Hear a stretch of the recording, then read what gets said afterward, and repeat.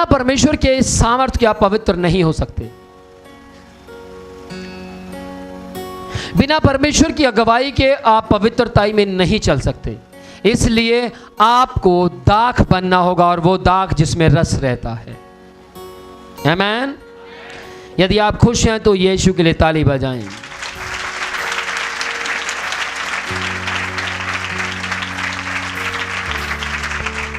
परमेश्वर काट छांट करने के लिए आपको मुश्किलों की ओर लेकर जाएंगे। जब आपको काट छांट परमेश्वर करेंगे तो आपको परीक्षाओं में लेकर आएंगे, जाने देंगे परीक्षाओं में। ओ, आपको तुरंत याद आएगा, मैंने वो पाप किया था, मैंने ये गलती की थी, इसलिए मैं इस परीक्षा में फंस गया। पिछले समय में मैं लगातार एक लड़का और लड़की को गाइड करता रहा पिछले 1 साल से। आप गंदे काम मत करो, एक दूसरे से मत मिलो।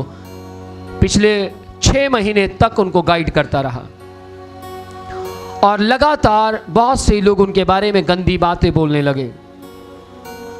अपोस्तल जी ऐसा करते हैं, अपोस्तल जी वैसा करते हैं। मैंने उनसे पूछा, क्या आपने कभी ऐसा नहीं किया? नहीं किया, पर अब तो हम प्रभु में हैं। मेरे पास लिस्ट है कि आपने प्रभु में रहकर भी किया। जी हाँ, किया। तो मैंने उनसे बोला, ध्यान से सुनिएगा, अगर आप चाहते हैं सुधर जाएं तो इनके लिए प्रार्थना करो। आपके इधर उधर बातें करने से इनमें सुधार नहीं आएगा, लेकिन यदि आप इनके लिए रो रो कर प्रार्थना करेंगे और आपको विश्वास है कि आपका परमेश्वर आपकी प्रार्थना को सुनता है, तो ये एक दिन बिल्कुल बदल जाएंगे। क्या मैं सही हूं? मुझे मालूम है मैं सही हूं, क्योंकि मेरी बाइबल मेरे साथ खड़ी है, मेरा यीशु मेरे साथ खड़ा है। आमीन।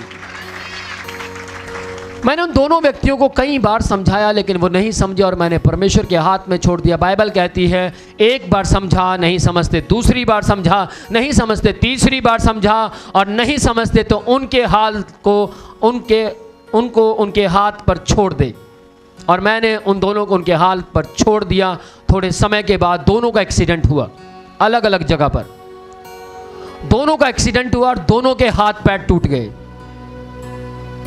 एक का हाथ बिल्कुल लगभग मुड़ गया और एक का पैर टूट गया, और दोनों ने उस वक्त पश्चाताप किया। मेरी बात ध्यान से सुनिएगा, जब तक आप प्रार्थना में हैं, जब तक आप परमेश्वर के लोगों को दुख नहीं दे रहे, जब तक आप परमेश्वर के लोगों की आज्ञा का पालन करते हैं, परमेश्वर आपकी सुरक्षा को बनाए रखेंगे। लेकिन जैसे आप सुरक्षा से बाहर जाएंगे, आपको खतरा है।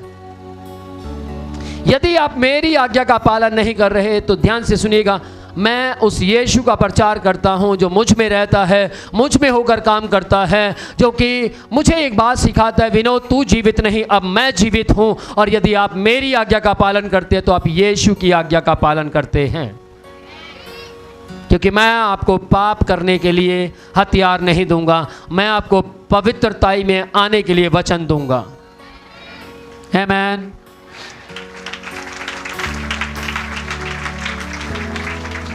फिर वो दोनों बहुत रोए बिलके और उन्होंने लगातार मुझे मैसेज पर मैसेज, कॉल पर कॉल करना शुरू किया। हमारी YouTube चैनल के ऊपर लगातार मैसेज पर मैसेज, प्लीज़ हमारे लिए प्रार्थना करो, प्लीज़ हमारे लिए प्रार्थना करो, प्लीज़ हमारे लिए प्रार्थना करो। आए तीसरे दिन YouTube चैनल के ऊपर अलग से अलग मैसेज आते।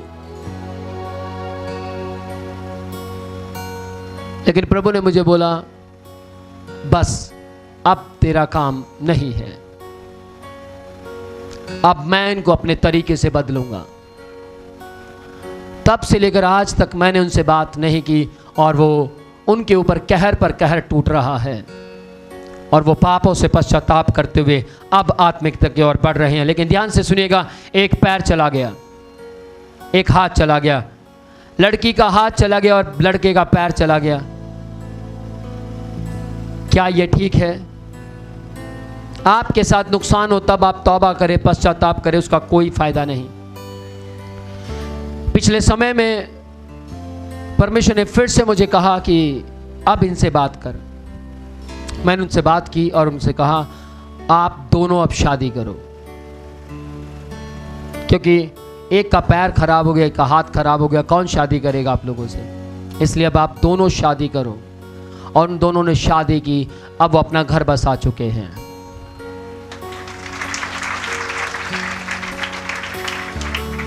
ध्यान से सुनिएगा, पाप आपको स्वयं अशांति के और कुछ भी नहीं दे सकता। आप पाप करने के बाद प्रॉपर शांति में नहीं रह सकते। आपके घर में कलेश बढ़ जाएंगे, पाप के कारण लड़ाइयां बढ़ जाएंगी, मुठभेड़ होगी, जेल में जाना पड़ेगा, थाने में जाना पड़ेगा, बहुत कुछ वगैरह वगैरह। लेकिन धन्य है वो पत्नियां और धन्य है वो पति जो सहन करते हैं, क्योंकि वे स्वर्ग में बड़ा प्रतिफल पाएंगे। आमीन। फल लेकर आए, अपने में फल बनाएं, अपने फल को सामने लेकर आए। Praise the lord, hallelujah. याकूब पहला अध्याय उसकी 2 और 4 आयत में लिखा, हे भाइयों, हे मेरे भाइयों, जब तुम नाना प्रकार की परीक्षाओं में पढ़ो तो उसे पूरे आनंद की बात समझो।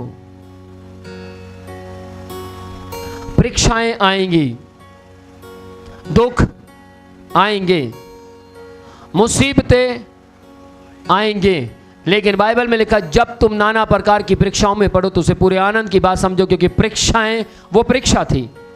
लेकिन बाइबल कहती है अभिलाषा गर्भवती होती है और पाप को जन्म देती है, यानी परीक्षा आप स्वयं लेकर आते हैं। और बाइबल में यह भी लिखा है कि मनुष्य खुद खिंचकर फंस कर परीक्षा में पड़ जाता है।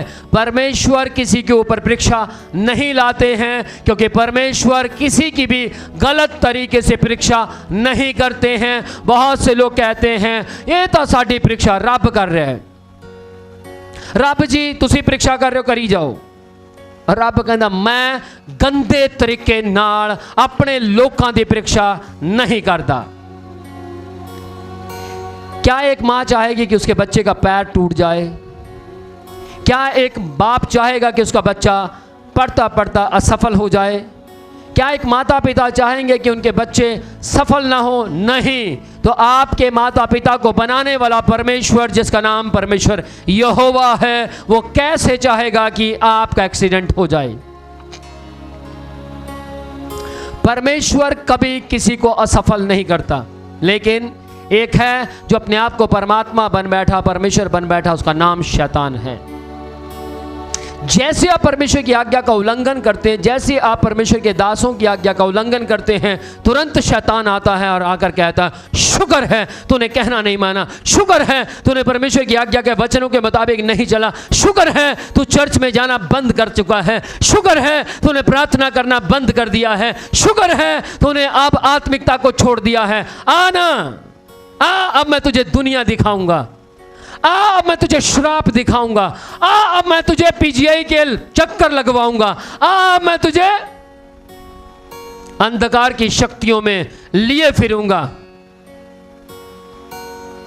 और वो आपको अलग से अलग जगह लिए फिरता है और आप बहुत कुछ दिन तक तो शैतान कुछ नहीं कहता और आपको प्रॉपर हौसला देता है, आपको प्रॉपर ताकत देता और आप कहते हो क्या? देखो अपोस्तल जी वैसे ही डराते रहते थे, प्रार्थना ना करने से ऐसा हो जाता है, बाइबल पढ़ने से ऐसा ना हो जाता है। अगर हम बाइबल नहीं पढ़ रहे, देखो क्या हुआ, मुझे बताओ क्या हुआ? कुछ हुआ? आपको 3 से 4 महीने तक शैतान कुछ नहीं कहता, कुछ नहीं कहेगा, लेकिन कुल्हाड़ा धीरे धीरे पेड़ की जड़ों के ऊपर आ जाएगा। पेड़ को दिखाई देता है नीचे, उस पेड़ का हाल एक मोटे व्यक्ति की तरह है। पिछले समय में एक व्यक्ति बहुत मोटा था और बहुत ज्यादा मोटा,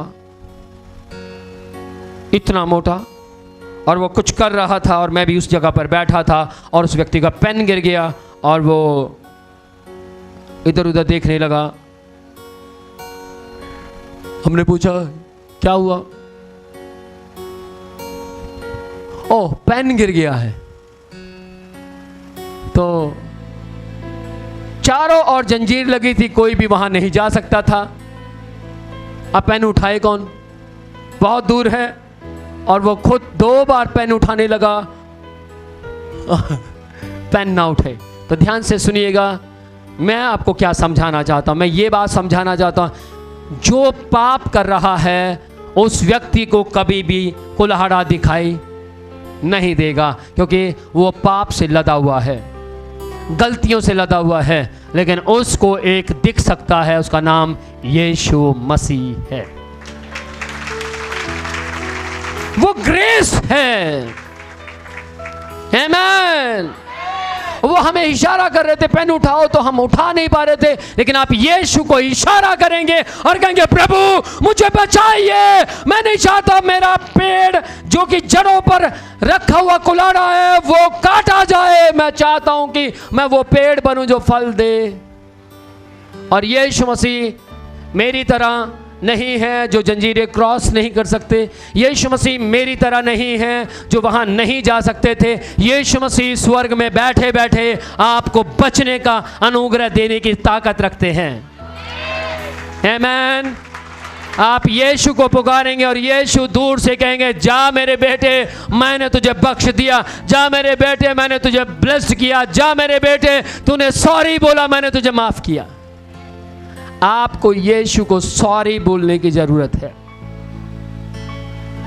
यदि आप सॉरी नहीं बोलेंगे आप खतरे में हैं, आप फंस सकते हैं, आप शैतान की शक्तियों में जकड़े जा सकते हैं। इसलिए बचें और बचाओ।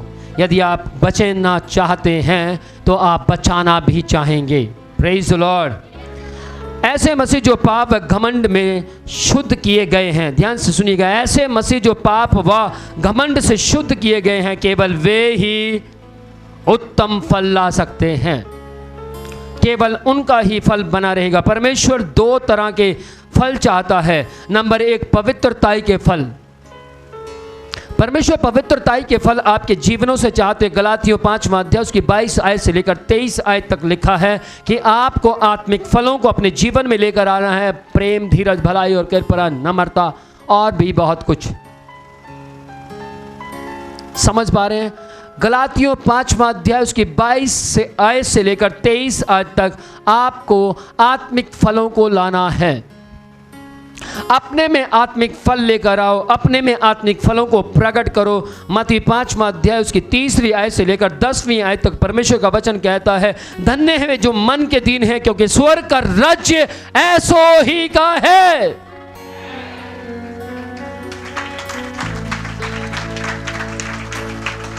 यदि आप फल लाते हैं और आपके फल बने रहते हैं तो आपका स्वर्ग है। आमीन।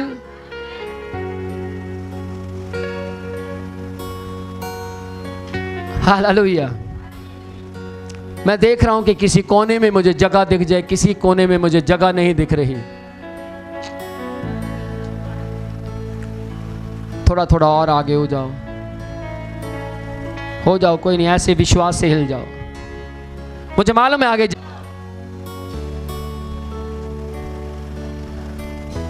बहुत से लोग परमेश्वर की लैंड पर काम कर रहे हैं। लगातार नए से नए लोग आते हैं, 10 से 15 दिन उस लैंड के ऊपर काम करते हैं। ऐसे ही आपको अपने लिए भी काम करना है। स्वर्ग जाने के लिए मेहनत करनी है दिन और रात। Praise the Lord. बस अब थोड़ी देर में आपके ऊपर एक बहुत बड़ा अभिषेक उतरेगा और आप हैरान हो जाएंगे। मालूम क्यों? क्योंकि आप लगातार उस वचन को सुन रहे हैं जो वचन आपको छूना चाहता है, जो वचन देधार कर कर हमारे बीच में उसने डेरा किया और हमारे बीच में वो मारा गया, गाड़ा गया, तीसरे दिन मुर्दों में से जिंदा हुआ। और आज मैं उसी वचन को जिसका नाम यीशु मसीह है आपके बीच में बांट रहा हूं। आमीन। क्या आपको वचन समझ आ रहा है?